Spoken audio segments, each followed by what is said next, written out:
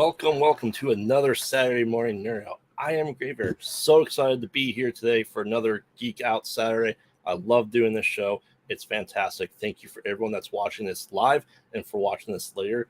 Let's get into this. I want to introduce one of the most awesome co-hosts I have, the girl with the Dragonborn tattoo, the one and only Corglisi herself, Fray girl. Man, saying I got tattoos I don't have. I love it. I mean, I no one will ever have know. dragon tattoos. You know what? I should get a dragon tattoo. Actually, I got to get a Wonder Woman tattoo first. And then I'll get Wonder Woman riding a dragon. There you go. that would be cool. Instead There is a comic where she actually goes up against a dragon. It's really cool. It's called it's Justice League of One, and it's just Wonder Woman. It's very beautiful. I have it in hardcover. So how are you doing this not quite Saturday morning for us?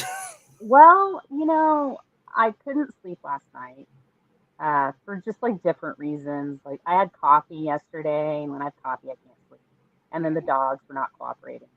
And so then I was like, around 3 a.m., I was like, I think the coronation of the new king is going on over across the pond. So I put that on and watched that till about 6. Finally fell asleep. So I'm running on about 4 hours of sleep. So this will be an interesting. I mean, that's my Thursday and Friday nights now, anyway. Yeah, I don't know how you do it. I'm like, I was like cranky and saucy this morning. All right. Well, while we are waiting for our other host to join with Captain O'Captain and hopefully Mr. Forrest, I believe he said he was going to be here. Let's just start into this thing, shall we? Make sure everyone, especially us, we are extremely caffeinated. Maybe still in our pajamas. Hope you are too. Hope you have your bowl of cereal, and let's get into this nerding out to really actually a pretty heavy topic to begin with. The writer's strike. So I've been following it on Twitter, believe it or not, because I know some people that are writers for WGA and or they're WGA writers. I know some that aren't as well, but and they're I've been really like the picket lines are very organized. Mm-hmm. And I mean, it's not their first rodeo. I mean, they did this in 2007, I think. 2008, and yeah. 2008, okay. And I mean, inevitably, when something like this happens that impacts everyone, like some things may not impact everyone immediately, but this one does, because as a society we're so content driven, right, that if the writers go on strike, there's nothing to say. I mean, that's where like reality TV came about from that last one. And yeah. I'm still not over the whole freaking Survivor thing. That thing has lasted way too long. But just pick somebody and let them be the ultimate survivor, and then just go. Anyway, but I think they should be striking because they are getting treated poorly, really poorly. It's become, instead of having staff writers, they're just contracting people out, and they're trying to lowball them. And it's like, don't mess with it. Let people write. And this whole AI is going to do all that. You know what? AI is okay, but AI can't feel the emotions. And sometimes you need that to be able to convey what you need to convey on the page. So if it ain't on the page, it ain't on the stage. So I'm totally 100%. I stand with them. I changed my Twitter and like my Discord and all that too. I stand with the WGA, because if they're going to treat writers like that, they're going to treat everybody like that. Right. And the corporations, you don't need to have that much profit. Just like the billionaires don't need that much profit. Give it to the workers, or eventually this WGA strike is going to start a revolution. Now, they're going to write it, and it's going to be awesome. Well, so I have a question for you because in 2008, YouTube was just in its very, very infancy, and we, Hmm. as you said, we had the reality TV, which still has writers, right? You Well, yeah, that they, I mean, but they can get away with not hiring WGA writers because it's not actual like script stuff. It's just here's the scenario. There you go. right. And, But I my mean, we got Quibi out of this. That tells you how bad it was. yeah. Quibi. So my question to you is, with YouTube being a place where people don't have to have writers, obviously there's stuff like what we do where we have content driven material. So if there's, lack of TV shows, lack of movies, we have less to talk about necessarily on the Saturday morning nerd out and stuff like that. Yeah. And that affects a lot of other channels too. But you also have people that are still writing their own short, horror movies or shorts and movies and stuff like that. Do you think we'll see this being a rise in more independent created content versus reality TV show? I hope we do. I think so. The union is the goal because the union is what protects you Hmm. in this type of environment. It's like actors before SAG AFTRA, they actors were treated horribly. They were treated like cattle. I mean, they kind of still are some of them, unless you're a big star.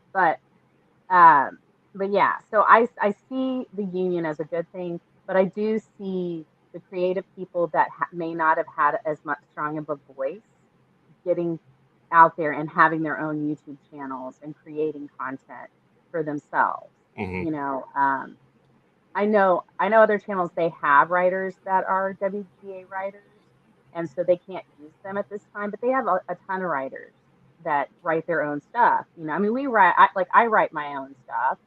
So when I'm coming up with my predictions and stuff, I research all that, write my own stuff. So I get why writers are so important, Hmm. and then I try to present it all myself too. So I think it's good for the ones that can present and write their own stuff. But when you're writing for somebody else, it's like you want to be compensated for it. And so I see YouTube now. I think YouTube's going to be bigger, not bigger, but I think a lot of people are going to go to YouTube for content. And, hey, I think that's great. I don't know if YouTube's ready for that. No. But yeah, but uh, but I do think that that could be a benefit for like internet content creators. I think that could be a great benefit. TikTok will probably get a big bump too because a lot of people put their content on there as well. So I could see that being there. I just think hopefully it won't last that long. Definitely, I hope that it won't last as long as it did the last time because that sucked. But yeah, I mean, I they seem to be more willing to at least go to the table and negotiate because there were that last writer strike, and they like people wouldn't even come to the table. So I think Twitter being a bigger thing now too is helping because a lot of people were like, "Why are the writers being so silly?" And they just need to go and write stuff. Now they're like, "Oh, wow, the writers are really getting their eye into the stick here," and they're posting like how much money each company is losing per day, Hmm. and it's ridiculous. It's like just give them like 2% of your profits, guys. Come on, the whole Writers Guild. Just give them 2% of your profits. And guess what? You'll get really great content and people are going to watch it and your profits will go up. I should negotiate for them. No, You I'd slap should. people. You I should. would slap everyone in that room. Every negotiate, I'd be like, no, hush. I'd make them all, like, I'd have a stick, one of those sticks, and I'd be like, you can't talk unless you got the stick, kind of thing. Yeah. Yeah. Now, do you I'd be think? canceled immediately. Now, do you think we'll see? I know we've had some delays in the Marvel MCU universe. Do you think this will create even more delays in the content that's coming out? Um, I think they have written a lot of stuff. And I think that's going to be the most important thing. Like, I would say maybe Fantastic Four, because I don't think they were finished with that script. But like New World Order, I know they were either getting ready to start production or already have started production. Um, they were talking about another something else is starting in January and it's already written. Mm-hmm. Daredevil Born Again's already written. Um, Now they won't be able to have WGA people on the set, and a lot of the showrunners are WGA. They're like Producers Guild and Writers Guild, and so they wouldn't be able to be on set because they're striking. I don't know how that's going to affect things, but I think Marvel, because of the pandemic, they were still trying to get things like pre-production stuff done as much as they could, and so I think they have a stable of stuff that they can go ahead and do. That they were actually going, okay, we're gonna like Loki, we're moving this, we're moving this further away. Like Ironheart, I know they had started a lot of stuff on that, so they do have some Disney Plus shows there. I know some of the Star Wars stuff they've got. So I think as far as like immediately, I think they're okay. I think if it goes on longer than 2.5 months, 3 months, we're gonna start seeing some oh crap, oh crap, what are we gonna do? Kind of Right. Do you think we'll see more of directors letting the actors do more improv to change stuff on the fly? it would have to be certain actors. Not every actor is a good improv person. You Right. know, Chris Pratt's just a goofball, so he would be good at it, and he actually does it a lot. Got himself in trouble for doing it once, but um, yeah, he framed the letter. Apparently, he was naked on set, Mm-hmm. but on Parks and Rec, so that was kind of funny. So I could see like if the actors are already established with each other and know the character, like Captain America, I think I think Anthony Mackie would have no problem improvising some stuff as Sam. I just don't know if everybody is. There are Right. some actors that are really good at it, and some actors aren't really good at it. And that's not, I mean, hey, that's not a knock on them. You either have that improv gene or you don't. And it's really hard to develop that skill if you don't already have that kind of like quick response. So. Yeah. Yeah. I mean, it's. I'll move myself to dictionary, I guess. We I'm like, I've been up here a long time and, I have bags under my eyes. look. Trust me, I So, I mean, I remember in 2007, 2008, where so many shows were cut short, that we only Mhm. had like 6 episode seasons of major things. And you really saw it. You saw how far back or not far ahead some things were planned. And yeah, the unfortunate rise of a lot of reality TV where, a lot of people consider these, I don't want to say the word scab, but scabs that other people are writing, that you have people that aren't writing the stuff. And it is important for everybody to get paid fairly and equally, and especially with the MCU and stuff like that we had arguably some poorly written and cut movies. A lot of people say Ant-Man was poorly written and poorly cut, stuff like that. And we'll discuss this more next week. A lot of people are saying Guardians of the Galaxy 3 is returned to Marvel form, but that was written by James Gunn now, who is part of the DC, and Yeah. he's going on strike too. He fully supports this Yeah. as the head of the new Gods and Monsters, and we're probably going to see a huge delay the longer this goes in the DC side of things, because so much is in pre-production and being written that that he just announced the slate, and we're still talking about stuff that's come out. What the earliest is 2025 for after the soft reboot. Yeah, I mean they've got Flash, Blue Beetle are both in the can, ready to go. Mhm.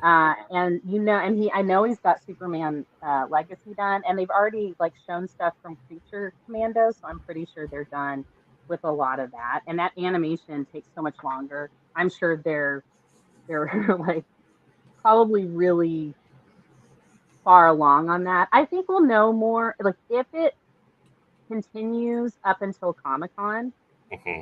then we may know more of how everybody's feeling with it.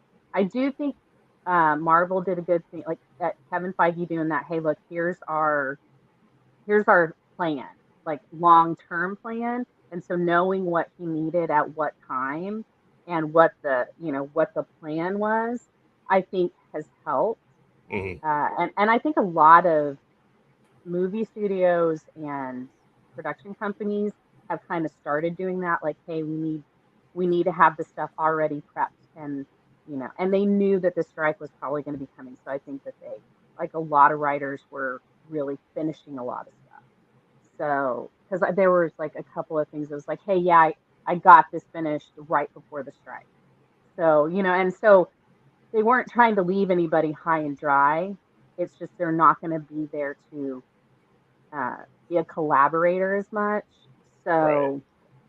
So I think, and that may be something that we see where it's not as writer driven, like Andor. I mean, Andor's done. Like they're like, no, I finished it. It's like Right. I finished it. I'm just not going to be on the set to help with it, and things like that. So I think that is the case. Now, if SAG-AFTRA, I think, starts really getting hairy, and SAG-AFTRA gets into it where they're going to stop, then that will cause a complete shutdown, and that will be very bad for the companies. But I think after the pandemic, they were like, no, we got to get this crap done, and we got to get stuff done. So if something like this happens again, we have the content produced. Right.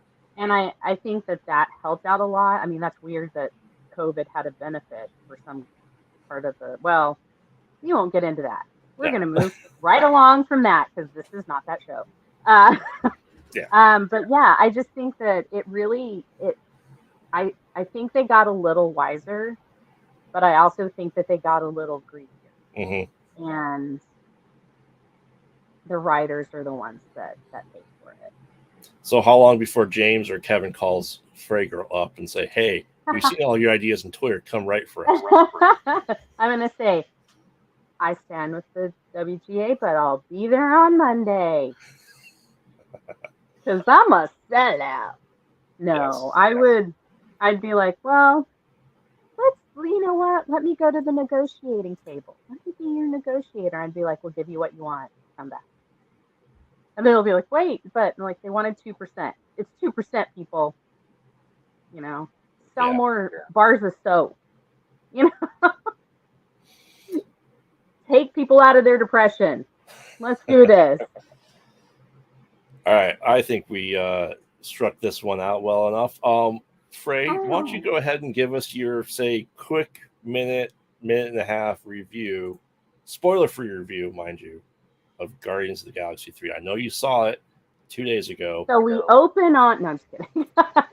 Let me go frame by frame. No, didn't do that. I saw it on Thursday, which was a surprise. I thought I was going to go see it yesterday, but we went a day early, and there were only like 10 people in the theater with us. It was like every 15 minutes. I started at 3 o'clock our time and looked, and it was every 15 minutes they had a show. So I was like, oh, this is kind of cool. And there was closed captioning in our showing. And I didn't realize it was closed captioning for like maybe the whole first scene.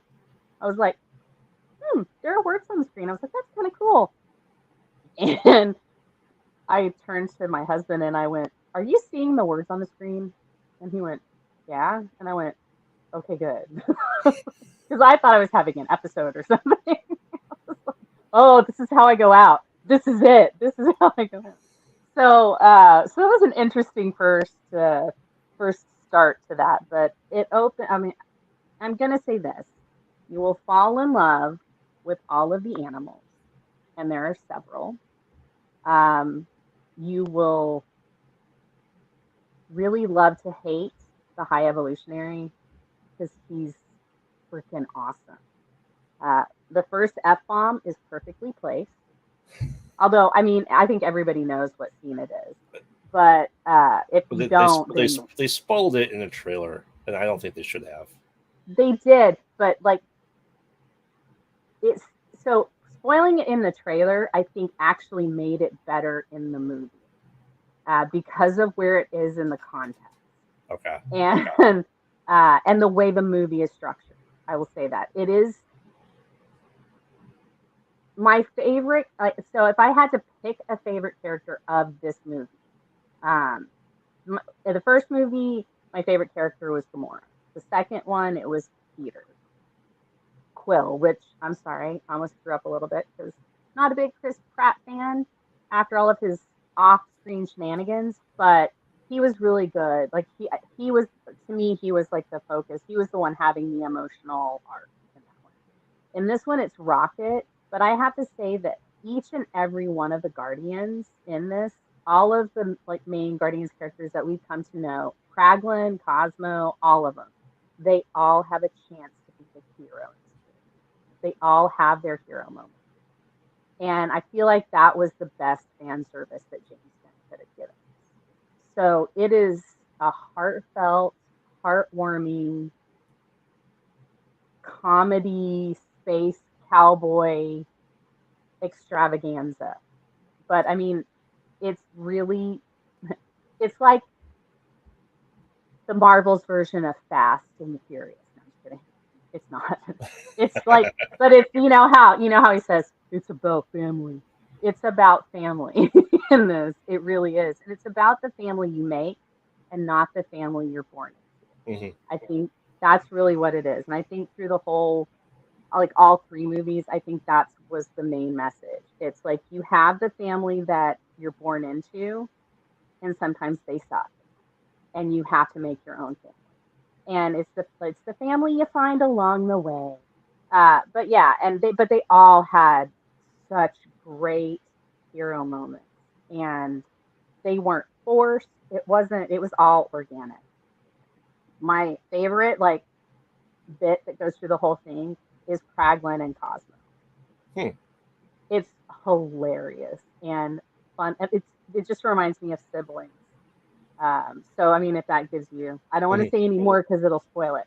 But they were like my favorite, and I think that was Sean Gunn and James Gunn knowing each other so well. I think that probably helped it out. But probably my favorite character in this one was Nebula. Gotcha. She was highlighted a lot. Um, Adam Warlock is total baby in the whole movie. So whatever you think is going to happen with him, it's just just expect the unexpected when it comes The to stuff Spanish like that. Inquisition. Yes, he is. He actually is, and he dons the hat and everything. Um, his voice was deeper than I expected.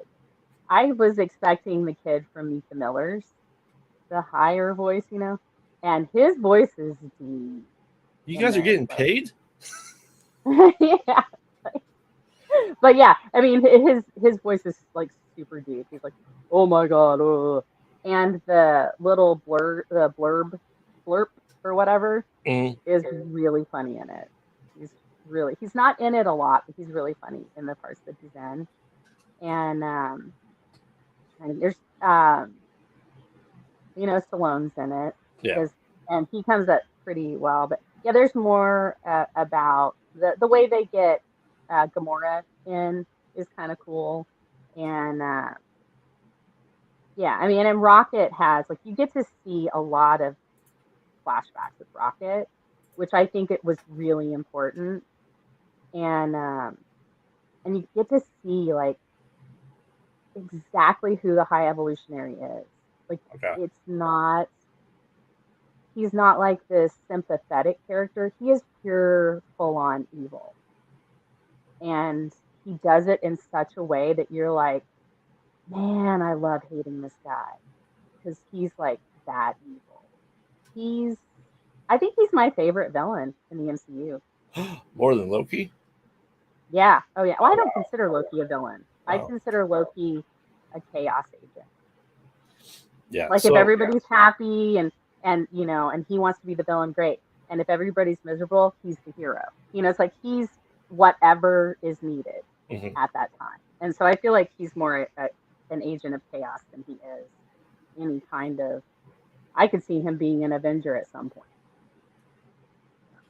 So, I mean, we'll be discussing, spoiler full next week. We're going to probably dedicate a large nerd out segment just for Guardians of the Galaxy 3 and really what we had made predictions on this channel. We made predictions on Distance Nerding, and we can discuss how right or how wrong we were with everything. I will tell you that when I did my soundtrack thing, totally wrong on all of it. Well, not really. Like some of it is like very into that same thing, but like one of the songs that I was like, oh, this is totally this. Nope, not that at all. I will just say that. And the order of the soundtrack, like the other movies, it's exactly the order that the songs come in the movie. Okay. So. All right. Well, before we get into more spoilery things, we will. Well, I'm going to say 2 post-credit scenes, and I will say they don't tease anything coming up.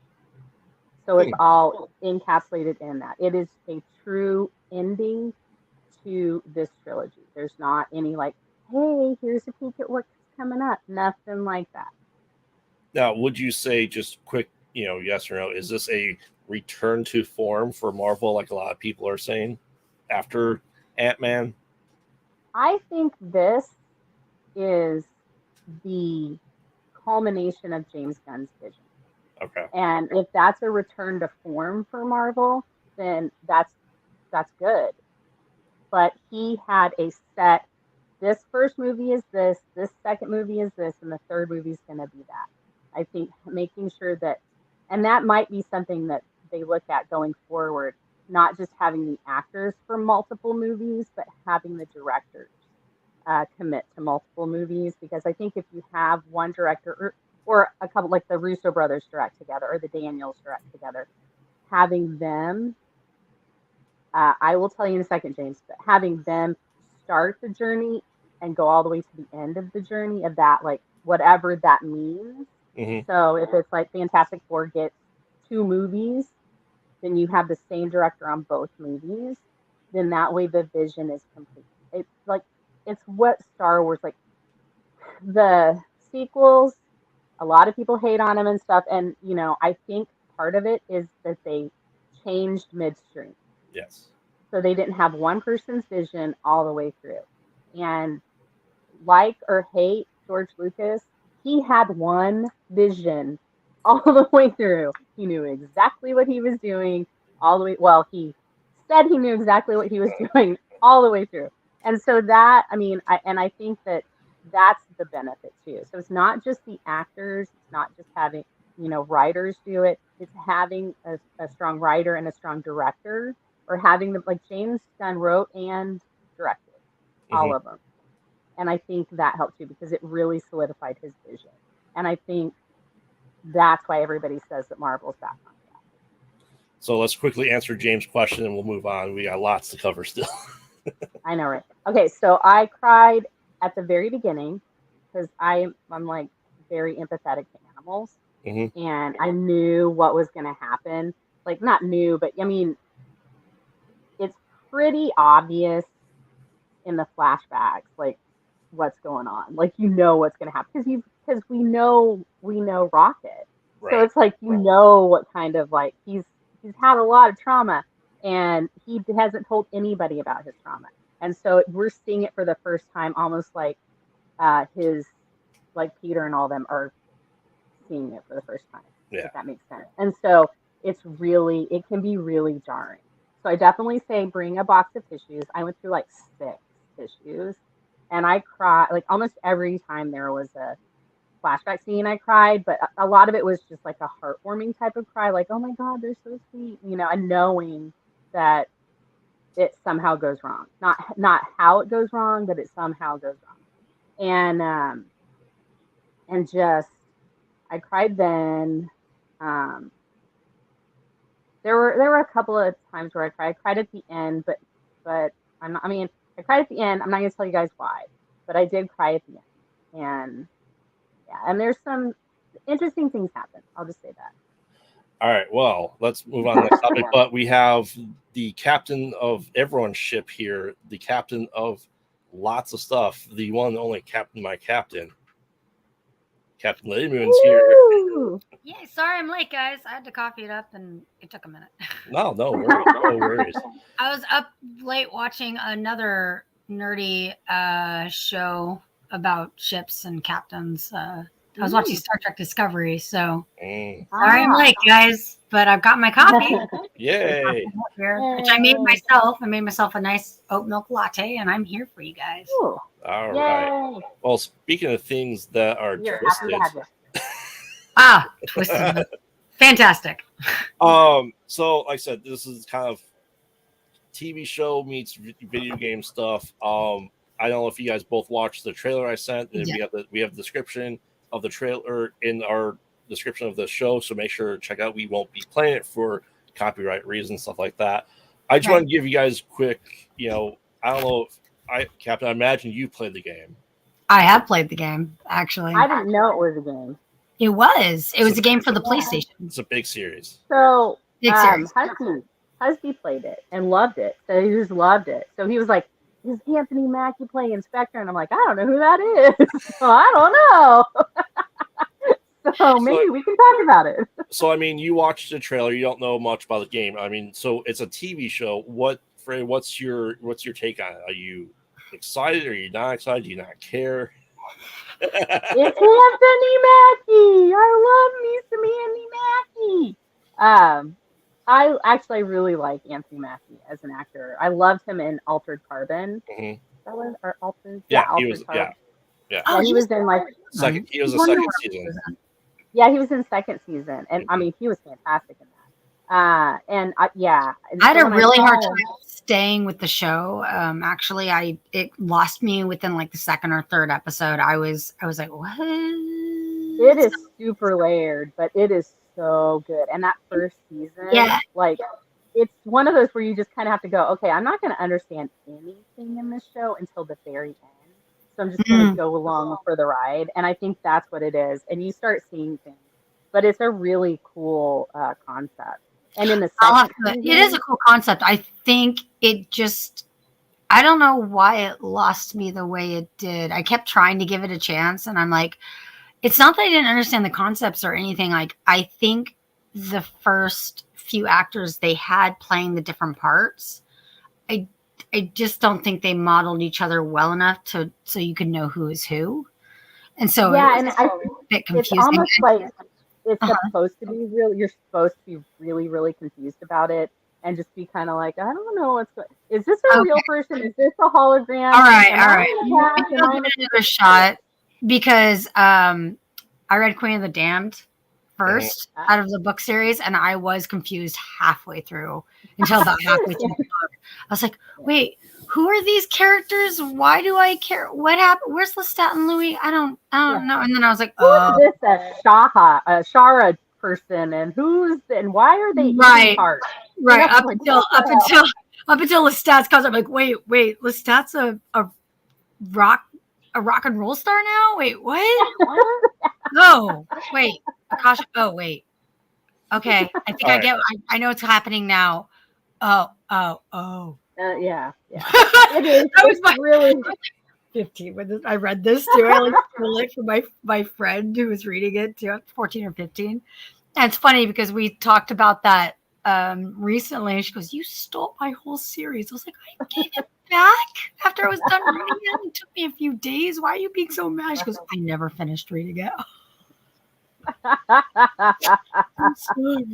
But then, I mean, it's funny because then I went to The Vampire Lestat. Then I read Memnoch the Devil, and then I finally went back and read a review of The Vampire. I was like, well, I'm all messed up now in this series. But then I started afterwards. I went, I finally. But you did it more chronologically than you did it the way the books came out. So you did it backwards, but you did it the same. Backwards. I did Queen of the Damned, went back and read Vampire Lestat, and then I was like, oh, okay. And then I got Memnoch the Devil, and which is a great book. I mean, Memnoch is really fantastic. Sorry, I'm nerding out on a completely different thing. Anyways, the whole point of Altered Carbon. I'll take another look at it. So, anyways, what were you saying, Fray Girl? I apologize. Oh no, you're fine. Hey, I'll talk Anne Rice books. I read them all. So, Cry to Heaven was one of my favorites. But Yeah, Twisted we Metal. actually Yeah, but anyways, about Twisted Metal, because we need to go back to that. Yeah, I we met really her husband in New Orleans, by the way, at her you house. what? We met her husband in New Orleans at her house. But that's a different story. We'll do that offline. Let's go back to Twisted We can Metal. go on, because there's no reason to, because we're not talking Yeah. Interview with the Vampire or anything at this moment. Twisted Metal.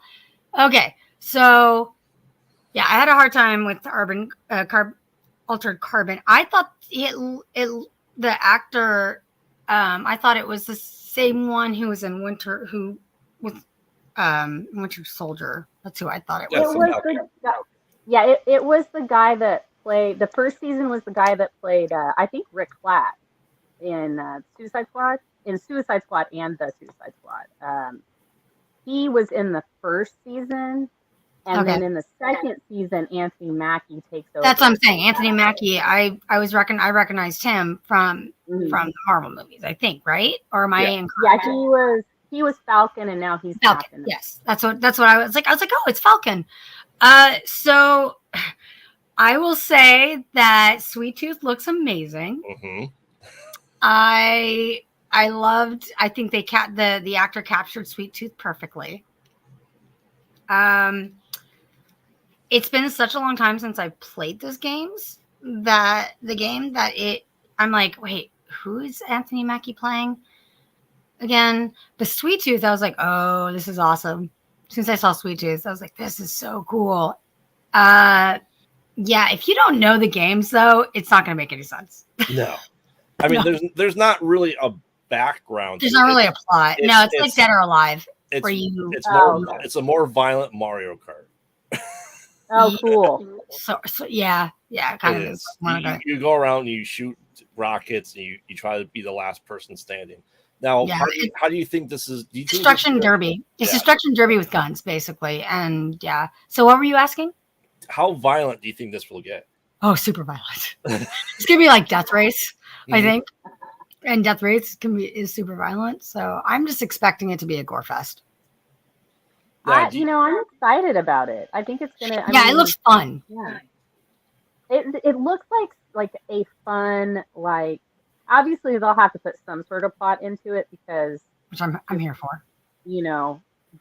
Like, oh, I'm gonna kill this person this week. It's not gonna keep fans. But Anthony Mackie being in it, and he's so over the top that I think he's like the perfect intro to it. And there was a show called, I think it was called Drive with Nathan Fillion. Mm-hmm. And it gave me those kind of vibes. And I loved that. But it only lasted a season. So I loved that show. I thought it was really cool. But yeah, I think it'll be a really cool gore fest in, people just kicking each other's butts. And it's post-apocalyptic, right? It looks like it. Yeah, it is. You do get people's stories, which is really cool in the game. That's what I mean by Dead or Alive. You get the individual stories when you play them. I just liked that it was very light on the dialogue and more on like the subtext. I thought that was really cool. And when he puts the disc in, and then it's "Steal My Sunshine" by Len, and he's like, let's go. And then he puts it, and it's like, "Did you steal my?" And I was like, oh my gosh, I have to watch this show because that's the kind of comedy I like. It is a goofy shoot 'em demolition derby. It's absolutely goofy. So that is perfectly on par. Yes. With the game, hands down. Yes, I will say that it is. It's very lighthearted. Yeah. And I think then right now, I think that's like the perfect thing because, the outside world in real life is scary. So why not watch something that's scary and funny? We can laugh at these people dying in comedic ways, kind of thing. And so I think that's it. Stephen King once said that the reason we read horror is so we don't do that in our real life. And I thought that was like the perfect summation of why people enjoy horror so much. And I think, maybe we need more horror in our content so we do less horror in our real life. Yeah, we should talk about Stephen King sometime. on this show. I mean, if we get to it, we are talking Stephen King for the horror corner. That's true. We are talking about the Boogeyman, but I just mean in general. But yeah, that's one of the things I like about Twisted Metal, the game, is that it's not serious at all. Yeah. It's totally funny, and that it's like that horror meets comedy. It's comedic horror. It's the Evil Dead type of horror. When I mean by Evil Dead, I mean like Bruce Campbell versus Evil Dead, not actually the Evil Dead 1 or 2, because the 2 is more funny than 1. 1 is not funny at all, and it is very creepy. And anyone who laughs at it is twisted. Sorry, we're messed up, because Evil Dead is not funny. It's actually scares the bejeebus out of me. Still, like I cannot watch it alone with the lights off. It freaks me out. Still, the parts of it freak me out. Yeah, I was going to say, I think they realized after that first one that they were like, it's kind of like, you know how they did with Terminator? Terminator was so like, the first one was so like, you know, oh, I'll be back and all that. And then the second one, they're like, oh, we're going to spectacle the shit out of this. You know, I mean, that was really what, and they went in that direction. And I think that's kind of what they did with Evil Dead. They were like, okay, we did the really scary, gory thing. So now we're going to do the fun horror stuff, and then we're going to do Army of Darkness, which is just going to be bananas from start to finish. We can discuss all that, but we gotta get moving here. Yeah, we do. Okay, sorry. Yeah, you got the 2 tangent queens, so you're unfortunately you're going to have to deal with some of us going off on the tangent. I haven't taken my ADHD meds yet, so I'll just give a quick 2 cents. I'm excited for this. I think it's going to be black comedy, more in lines with Cabin in the Woods or Tucker Hill versus Evil. It's a black comedy, and it's going to be a fun death race.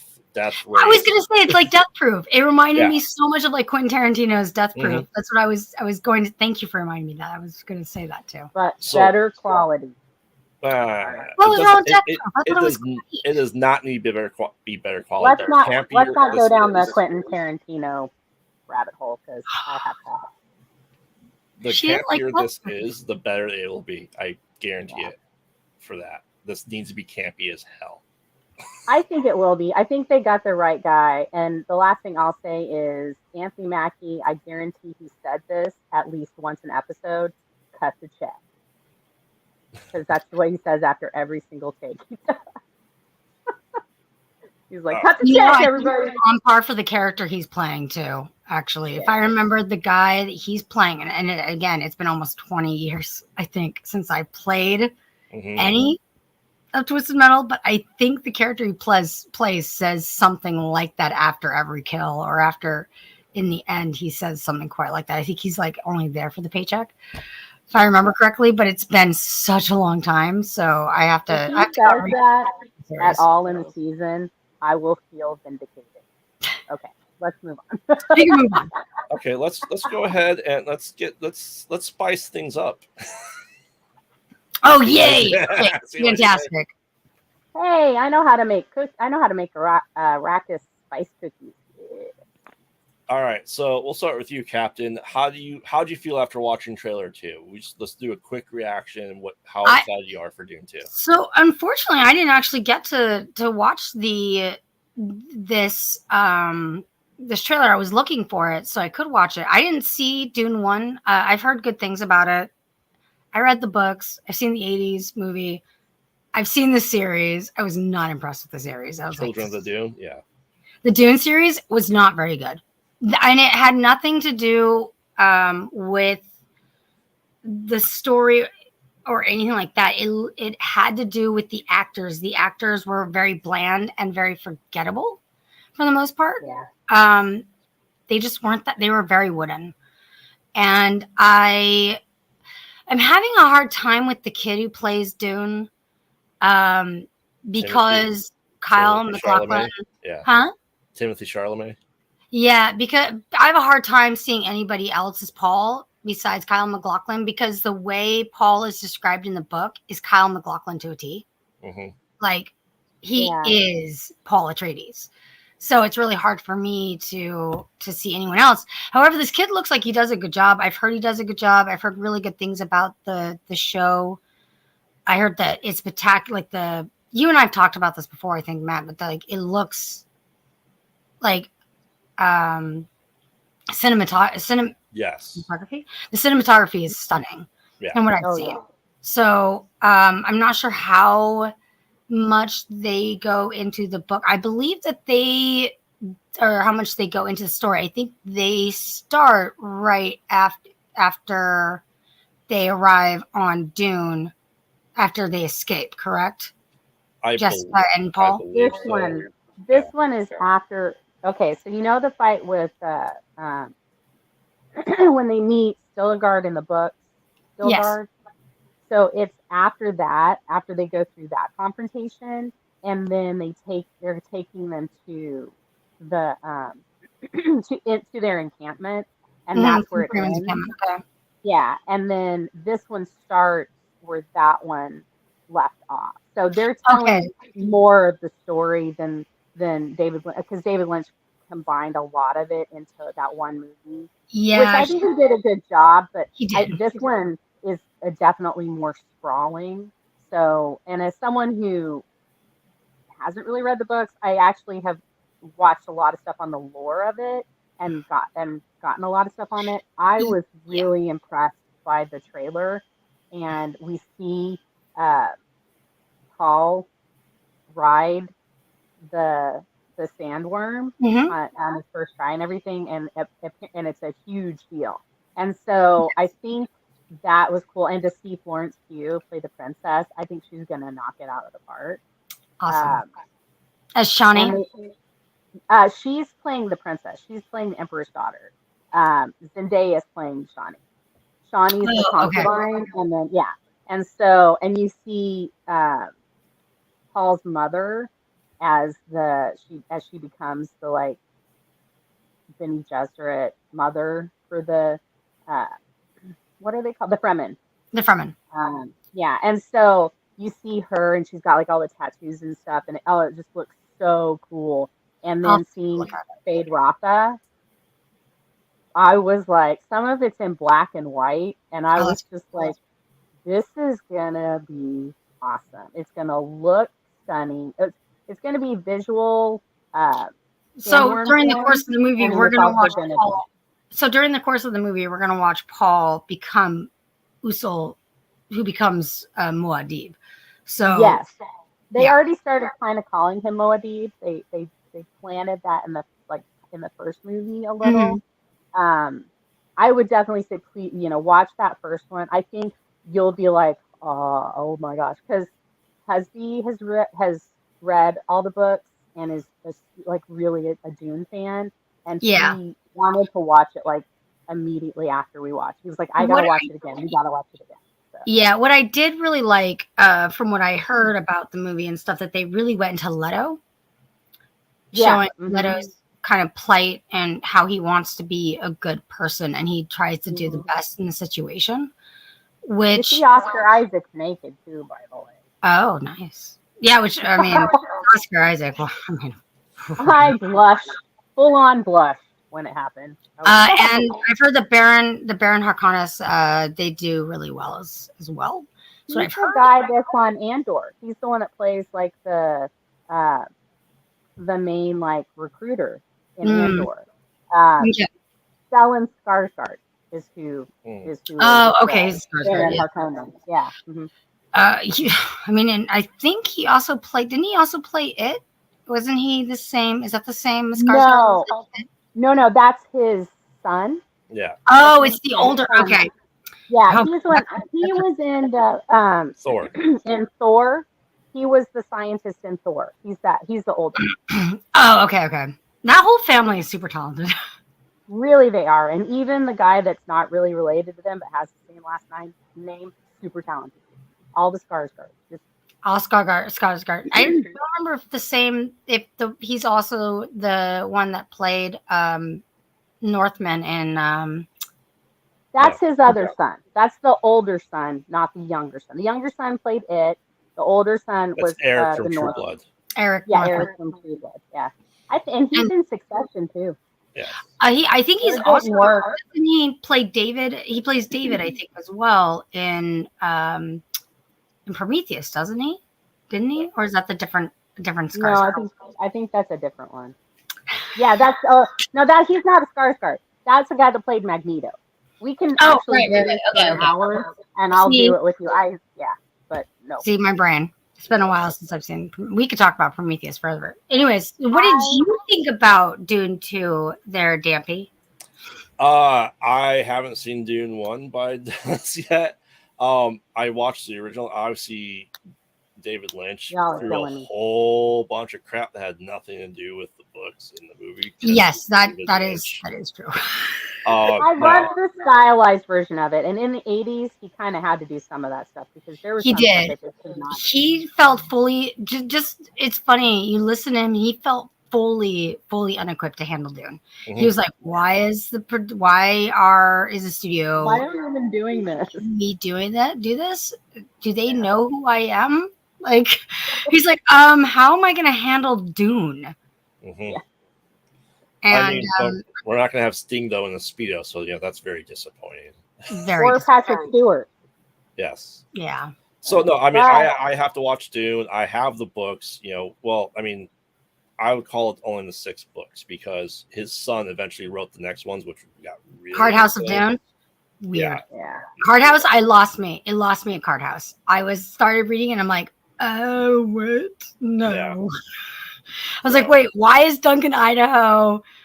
Why is he a clone that keeps going through all like over? I mean, it was kind of like that in God Emperor, but it's even more so. It's even weirder in Card House, and it just goes off the map so much. God Emperor is such a weird book already. Like it. We could talk about the books forever because So, which book did you get to, Dampy? Second. Which one? The second one. Oh, so you only got to Messiah. Mm-hmm. Messiah is my favorite. Yeah. I think some stuff from Messiah might be in this, but I don't know. Well, it I'm would not be- as well versed in the book, but yeah, I know he's like sprinkling stuff in, or at least mentioning stuff that maybe in it, because he was planning on doing the whole series, like a and I like a think foreshadowing. Mhm. Yeah. Mm-hmm. Yeah, So, that's gonna be certainly interesting how that will play out. Because but the trailer itself looks beautiful. It Yeah. looks awesome. I love Dune so much. I actually had a cat named Muad'Dib. Aw, that's cool. They It talk means about- little mouse running over the sand, which is adorable. Yeah, they actually show it in a holo vid in the first one, like the little mouse and everything. It's really That's- cool. That's why, yeah. I mean, like if Apparently, you guys this guy like is the a book, really big fan of the book, so that's what it seems like. he He's did all those his little details in, then he has to. It has to be that he's coming from a place of being someone who loves the books, Mhm. which you need. I think really good. you need someone who loves the books, who loves the material. Like, I wonder if they're taking if they took any of the inspiration from Jodorowsky. I don't know if either any of you, as if there's not two other people. Have either of you seen Jodorowsky's Dune? No. It's fantastic. So Jodorowsky was this avant-garde film director, and he was a really big moneymaker. Like, he made all of these very strange but also award-winning movies back in the 70s, early 60s. His name is familiar. I think I've seen some of the stuff, but I just haven't seen it. Yeah, so they asked him what he wanted to do next, and he's like, "Oh, I want to do Dune." So they're like, "Okay." So they gave him this budget, right? And he got like Mobius, the art director, and he got all these actors together to play. Like, he got Orson Welles. He got Savi Dali. I'm trying to say his name right, and I'm Salvador Dali. Yeah, Salvador Dali. Got him to play the Emperor of the Universe. And Oh, he got that's- all these other, and he was gonna have his son actually play Paul Atreides. So he put his son through like years of really and his son was like 8 or 9 at the time, right? And he put him through like years of really intense martial arts so that he could play Paul. And it's this whole story. So the thing is that it actually falls apart in the middle of the pre-production, but it has all of these. So, but the not inspiration, but the fallout from Dune creates all these other movies. Like Star Wars can pinpoint their, like the way the concepts and all of those things. You can see all that work from Dune. It progenerated all of these other things, such as Star Wars. It's really fantastic. It's a fantastic documentary. I would, if you guys love Dune, watch Jodorowsky's Dune. It's beautiful. Anyways, that's all I'm going to say about it. All right. Well, we're running short on time, so apologies to Boogeyman and Diablo 4. We will get to that next week, but let's get into the meat and potatoes here of the Nerd Out segment. I can't hear right now. Hold on. Oh, you can't hear right now? Uh-oh. Oh, no. I'm sorry, Matt. I put this on a tangent and totally stole time. Crap, it's me. I can't hear anything. Hold on a second. All right. Well, we can briefly touch then base on. Well, let's do Boogeyman real fast. I'm just gonna put my earbuds in. Or So, one of them in. Captain, are you excited for Boogeyman? Yeah, we should do I could do a Nerd Out section on Stephen King next week, but it looks really good. I loved the cleverness that they used for the red light in the beginning of the trailer and the way it transitions to full on color. Thought that was super clever and really cool. I don't know what book this is based off, but it looks really good. This is short story Boogeyman from 1980. Is this from the short story from 4? No, it's not. I'm one of the stories from 4 After Midnight, is it? It might be. I'll have to look up. I think it was the one with Children of the Corn in there as well. Okay, I think it. I'll have to go look which one. Yeah. I have a series of collections of the short stories, so I'll have to go and look. I've read. I have a whole bookshelf that's dedicated to Stephen King's books. Oh, me too. I've read so many of them. They're all interconnected. That's what you realize after reading so many of them. They're like, wait, they all connect to one another. Mm-hmm. They all have these threads that connect. And then once you get to the Dark Tower series, you understand why they're all interconnected. Yes. So even The Talisman, which was co-written by Peter Straub. Yeah. So I just want to know what you think of the rumors that they cut down the horror because it was too scary. Now it's PG-13. Boo! Boo! If you're gonna do Stephen King, it's got to be R-rated. I don't disagree. Oh, it's from Night Shift. Oh, it's Night Shift. Okay, I've read Night Shift. All right. Yeah. Then probably. It's probably. I've just read the collected Richard Bauman stuff. Yeah. That's all I've read. So, I've read all of his essays. I've read all of Stephen King's essays. They're fantastic. I've read not all of them. I've read a good portion of Tolkien's essays, and they're also fantastic. So, so let's plan out the Nerd Out segment for you for next week for Stephen King then. Huh? You'll do the Stephen King Nerd Out segment next week then. Okay, that sounds fantastic. I'll be happy to do that. Right. Anyway, go ahead and do Fray's fortunes because I know we're Fray, just your quick thought on Boogeyman. Do you think it looks scary? How do you feel about being cut down because it's being deemed too scary? If they do it more shadowy, you know, like more in our imaginations, I think it'll be well. I think it'll do. I think it'll be fine. If they don't, it's gonna fall flat. Yeah. I really honestly think that because I've always felt the best horror is in our imaginations. So it's you just kind of you might show just like a frame of it or something, and then your imagination goes wild or something. And I think that if they play on that and do that, I think it'll do well. But I think that if they don't and just try to do like, you know, scare, jump scares, it's just gonna get boring after a while because you're just gonna be like, they're gonna scare me here. Oh, look, the music changed. They're gonna scare me here. And I think that's something that because that's how I do it. Like when I'm watching I'm just laughing and stuff. There's a movie that did that to me, and I was the only person laughing in the theater when it's like the most climactic, and I'm just like, this music, I can't take it. Can't take this music anymore. It's so over the top. Oh my god. You're like, music change. Oh, I'm gonna look at my phone so I don't see the jump scare. You know, and it's like that's really, you know, I'd rather or not you're just see laughing it. at jump scares. Yeah. Yeah. Absolutely. It's the worst. That's kind of my thing. It's like, if they do it correctly, PG-13. So it's not going to be like super gory. So if they do it more, this is what we're going to do this with your imagination. We're going to let you be the one that fills in these gaps. I think it'll do really well.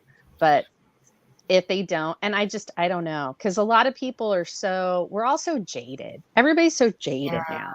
So if you don't you either have to show it and show it correctly, or don't show us at all and let our imaginations run wild. Or it's something like are you saying it's gonna? You were thinking more something like the Babadook, where it's more like that. Fray? I don't know what Babadook is, so yeah.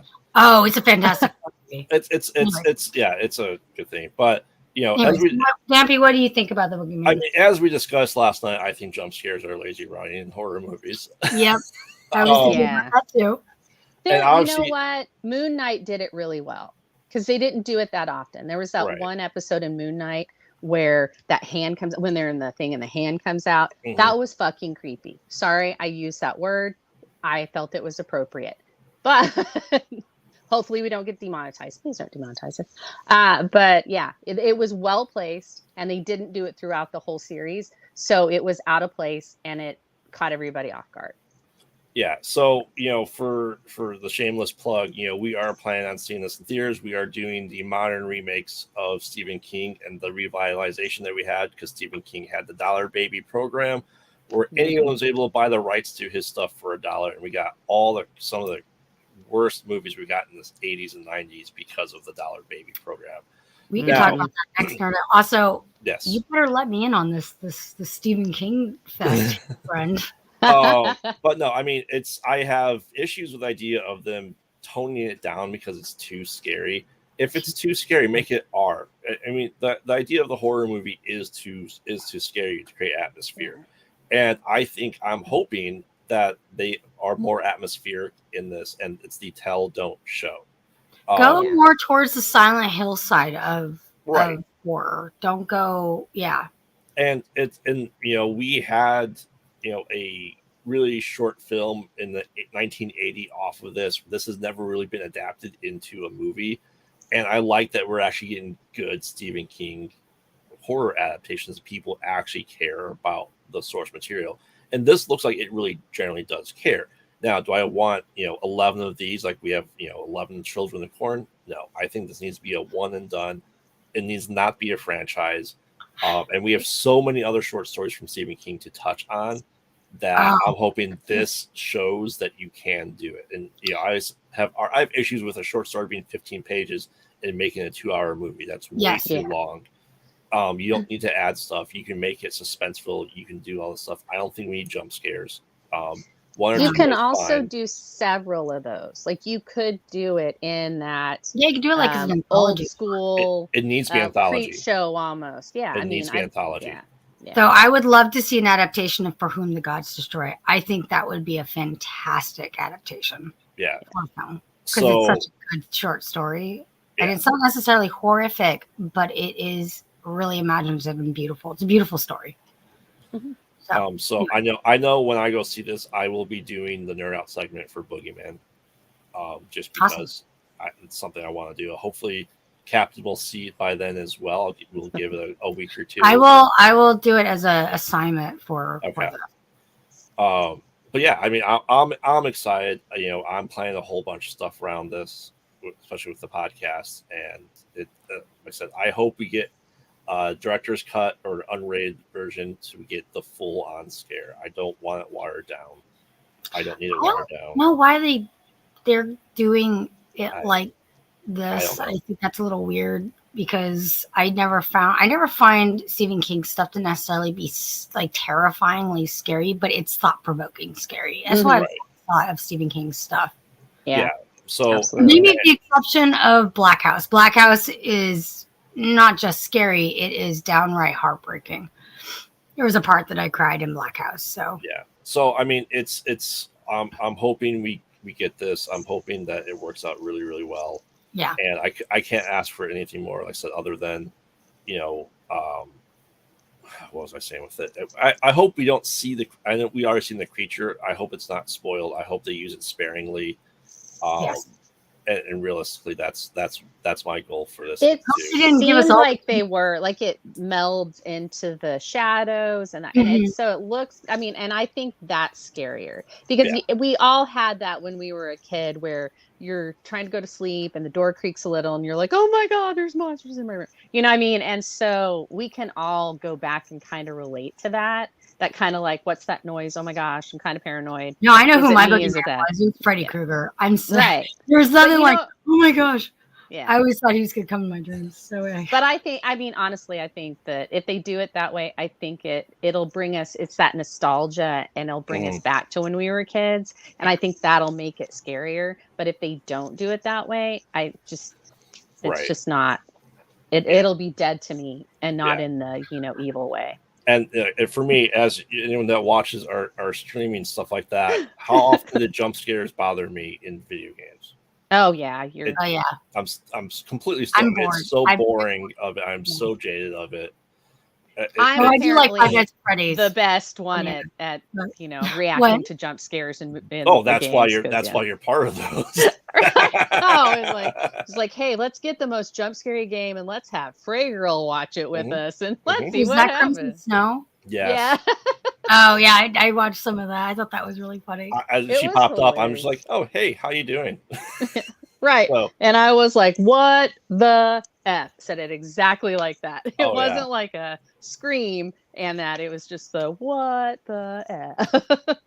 All right. So let's get into the last segment, shall we? Yes. It's not really a fortune. It's more like a pitch. Like it's like the next thing for the Avengers for me. Mm-hmm. It's like, this is my pitch for a new Avengers team. So give us the quick synopsis. Synopsis. Phrase synopsis. All right. So you guys know I love all the animals. Like I always talk about how, I'm like, oh, it's my little flurkin, and I love the flurkin. They're like my favorite. I was so excited to see the flurkin in Captain Marvel. So this kind of snowballed, not the animal, but snowballed to me about this. So because of Green Guardians of the Galaxy 3, right? So that is like, that opens up, we've got Cosmo, right? Yep. Because we've seen Cosmo, and the last time we saw Cosmo was in the holiday special. So we know she's telekinetic and everything. So she's powered. We got Rocket, Howard the Duck. Could be considered an animal type creature, although Husby thinks that's incorrect, but he's a duck. And we've got Goose the Flurkin. We've got Lucky the pizza dog from Hawkeye. So there are a lot of animals in this universe. And so I was thinking, what could we do with that? Could we make some sort of Avengers team with that? And then I was like, the questions I had were like, if Goose and Lucky the pizza dog met, would they like each other, or would Goose just eat him immediately? I mean, so it's like there was all these things, and it's like, what about how would there was one other one that I had like where is Howard the Duck? Like the last time we saw him was in What If, and he was on his honeymoon. Dude, that honeymoon's over. Over. It's been a while. You got to come back from the honeymoon. But what it really got me, I was like, okay, so let's talk about like animals and like having like their own Avengers team. So like, what would we call it? The Avengers? Yeah, no. So I actually came up with, that was one of them. I was like, Avengers, and I was like, no, but Howard's not furry. He's got feathers, so we can't use that. And then I thought, well, what about Avengers animal style? And then I was like, that's really dirty. I don't think that would have to be an R-rated thing, and I don't think people are going to want an R-rated animal. I think that's an In-N-Out burger. Yeah, it's an In-N-Out burger. Animal style. So then I thought, okay, how about this? We'll do Avengers Animal Edition. So it's like a special edition of the Avengers. And I was like, okay, so we've got Cosmo, we've got Goose, we've got Lucky, we've got, you've got all of them, because Cosmo's your like cosmic telekinetic, you've got Lucky, your man on the ground, and you've got Morris, your extra like special, Morris in the Pocket. Loved Morris. And then you'd have Rocket and Groot around. When you've got Rocket could lead them, but like we don't know the deal with Lila or Floor or Teet. We don't know, like they could be like these badass people now. We don't know what happened to them, so we don't know, right? So, and I have seen the movie, so, and I'm not spoiling it. I did this pre-movie, so and we've also got Crokey from Alligator Loki. Mm-hmm. There you go, Agent of Chaos right there, right? So you got all these people. So you got, Cosmo, Lucky, Goose, Howard, Crokey, and it can either be led by Rocket, or like if Lila's a badass, Lila could lead them, and then Rocket and Groot can still be Guardians of the Galaxy or whatever. And then you could have animal themed guest stars, like Ant-Man and the Wasp could show up in one episode. Werewolf by Night. Yeah, Werewolf by Night, Man Thing. You can have all these different like things, and then they'd have a very special one. And I'm thinking this animated, like a What If style, like animated thing, so you can just animate them and have them do crazy things. But you have this is almost giving me quirky, like almost comedic. It's not necessarily like stupid comedic, but like it's more, they're just, it's like that same style, like the Avengers, the first Avengers. It's like, how did the Avengers come together? Well, they all had these specific powers that were needed to save the Earth. Well, these guys have specific powers. Granted, Lucky's the only one we know about Lucky is that he likes to eat pizza. But you know what? It's a thing. It's his thing. We respect that. We don't kink shame here. So, but my absolute thing. So I was also thinking like Jake the Goat from She-Hulk. He could be like a special guest star. A special guest guest stars, the Screaming Goats. The Screaming Goats. And like Trevor Slattery would be there, and he'd be called the interpreter. And he could just understand all of them if they don't speak it. Like he'd be like, Lucky saying this isn't a good idea, or he'd just be like that person in it, and it would just be hilarious. So I'm thinking absolutely comedy, right? But in a very special episode, the team winds up in the Egyptian afterlife, and they meet Tawret. And Wong and Madison are there now, and you think, how, why would Wong be there? Wong is everywhere. He's everywhere. So you just like, I can't take pop this up. And Madison's like, hi, Jake, or something. I mean, it would just be hilarious. So I just think that would be great. And I'm just saying, I need somebody to buy it and, grab your popcorn and give me an Emmy, because I think it's going to be amazing. Well, okay. So what about the furriest Avengers? The furriest Avengers. So the first Avengers. Yeah, right. So let me ask you this: let me throw some other maybe candidates into there. Beast. Now, see, I don't know about Beast, but who would be great? Lockjaw. Yeah. Lockjaw. Lockheed too. The dragon. Yeah. But that would be great. What about this? What about Spider-Ham? Oh yeah, Spider-Ham would absolutely. I had him on the list, but I had to think about because I was planning on doing this as especially if it's animated. You want Porky the Pig. Oh yeah. Yes, Peter. But Parker. I did have it, and when I said Avengers Animal Edition, I said that'll do Spider-Ham. That was like my little joke for that. But yeah, so Spider-Ham, I have thought of Spider-Ham. I thought that he would be a good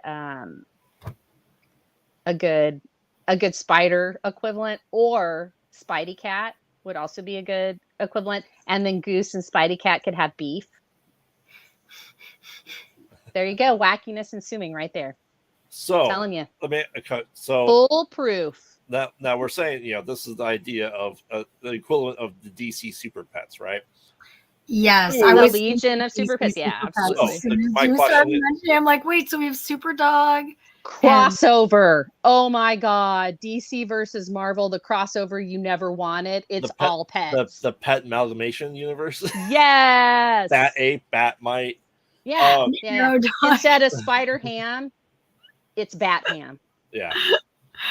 So I gotta ask, who are they facing? They're gonna face like the evil ones. Like At first, so before they get Croaky, he's going to be like one of the baddies that they're going to face. You know, so you've got some out there. You got like these guys that are out there. Do we know Howard the Duck's not like an evil agent for somebody? No, we don't. Does Thanos have a dog? We don't know that. We don't know anything about Thanos. Did he have any pets when he went to that, the garden spot? No, we don't know. Maybe that pet swallowed an infinity stone. And now we've got some sort of weird lizard. Bing Fang Foom. Haven't seen Bing Fang Foom. Now, you thought you had me on that one, didn't you? Well, do you think it'd be better for them to go against pets, or do you think it'd be better for them to go after B-grade villains that teamed up like the Sinister Six, but the B-grade villains of it, and for them to be humiliated by the animals?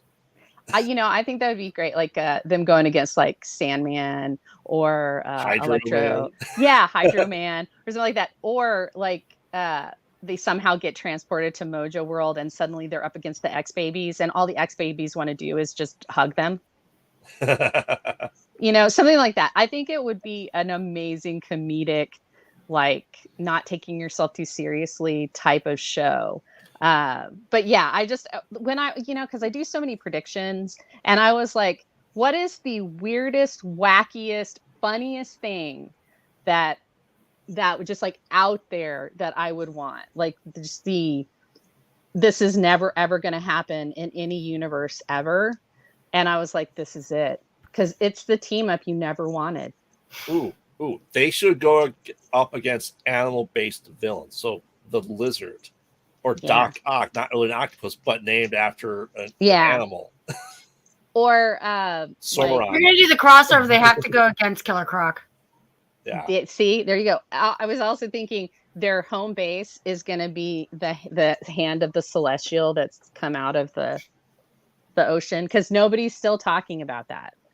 And the reason is because that's the Avengers base, right? And that's why nobody's that's why nobody's talking about it. So that's the name of this. It's called the Fur Vendors. I love the Fur Avengers. I had the Avengers on there because the She-Hulk reference, and I was like, no, that sounds like a knockoff. But I just thought it would be funny, and you could like cross over from Star Wars, because there are plenty of animal. Like that's a just. Yeah, there's lots. And you could have Babe Grogu try to eat some of them. I mean, it would be great. And then hug the others. I mean, there's multitudes of things that could happen in the show. Well, I think they should, all their base should be, just off of a farm up north, upstate. Upstate. This is where you sent us, and we're back for revenge. Well, no, it should be under. Speaking of Fur Avengers, we have there you main Fur Avenger right here. It should be the one, the only. Yes. The Morgs. You're a little flirkin. My little flirkin. Hey, and this is what he does. He's just like, Mom. Yeah. I think it should be underneath Hawkeye's farmhouse. That would be great. Barn. That's where they are, and you just see Hawkeye going, "I'm retired," and so he's like calling all these other. He's like, Ant-Man, look, you're based on an insect. Come here and like mentor these people, And then Ant-Man gets there and he's like, oh no, I'm not good with animals, And it's like, and you got Hope going, we've got like issues in the quantum realm right now. We can't do that. And then also, what about those ants from the quantum realm? They're super smart. What if they come back? And then the Fur Avengers have to settle them down because they want to take over the world. There's so many things. You could have a robot dog. That could be one. I know there's a robot dog out there somewhere. Instead of it being RoboCop, it's RoboDog. RoboDog. Like there's so many ways. It's Iron Dog. Go. Iron Dog. There you go. All right. Well, I like this, and I still want to do our idea of this happening with our craziest or craziest, right? I know it's not fortunate, but I still want to integrate this in here. So, Captain, do you think it is the craziest idea that it'll never happen? Do you think it's the craziest idea this is the best thing you've ever heard? I actually love it. I would totally watch it. I don't think producers would go for it, but I would love to see it happen. Depends on how long that strike's going. I might get a 3-picture deal in it. Maybe it's time they get new writers in there. I don't know. Get it, open the door for some new blood. Anyway, I would like to say it's unfortunately I still think it's a crazy idea that I don't think we would ever see it. But that's fair. I love the idea. I want it to happen. I see the ideas are endless with it. Again, I see it actually happening. Producers, I don't unless they want. They're like, we can peddle it to children. I don't think they're going to go for it. Yeah, it would be funny. I just that the whole tar. As soon as I did it, I was like, I absolutely see them going to the Egyptian afterlife and meeting Tara, and she's like, oh, animals, oh, and then Wong's just hanging out there with Madison for some reason. Just, they're having tea or something, And you get some bastard just like, what are we, chopped liver? Yeah. Binge watching Animal Planet or something. Right. Really lean into it. Cat TV. I mean, I do I think it will happen? No. Do I want it to happen? Absolutely. I want, I want there to be, so I'm going to say it's the phraziest because I really want it to happen. Yes. And speaking of Animal Planet, there is a perfect joke where one of the dogs is watching Animal Planet and, things happen in Animal Planet, like quickly change it like they're watching porn. Yeah. He's like, oh yeah, there, pet him there. Whoa, I'm not watching it. Yeah, I'm watching it. Yeah. So I mean, yeah, I'd love for this to happen. I mean, if they were able to do it with the DC Super Pets, there's no reason why we couldn't do this in the Marvel universe. Are they doing DC Super Pets? They did it already last year. Yeah. The Rock and Kevin Hart were in it. Yeah. Oh. Yeah. I'm gonna have to watch that because I didn't see anything about that. Hey, I'd even take the shorts. Those Groot shorts were amazing. Just something like that. I mean, that would be hilarious. Morgan, thanks, buddy. Probably completely covered in hair and was like, bye, peace. And I'm like, that's what they do. They leave their love glitter and go. All right. Well, I think we're about done here with this episode. So let's do our quick outros. And I want to thank everyone here that's watching. Say, well, you're a little late there, buddy. Yeah, late just to the rewatch it. It's okay. Just watch it again. Captain, where can we find you? Give us your pluggables. You can find me here. You can find me all over Kyber Cave Productions.